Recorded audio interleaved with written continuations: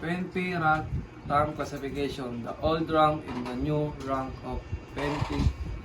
So we will start the old rank. Police Officer 1, Police Officer 2, Police Officer 3, Senior Police Officer 1, Senior Police Officer 2, Senior Police Officer 3, Senior Police Officer 4, followed by Inspector, Senior Inspector, Chief Inspector, followed by Superintendent, Senior Superintendent, Chief Superintendent, followed by Director, Deputy Director General, Director General. Now, let's go on to the new PNP rank.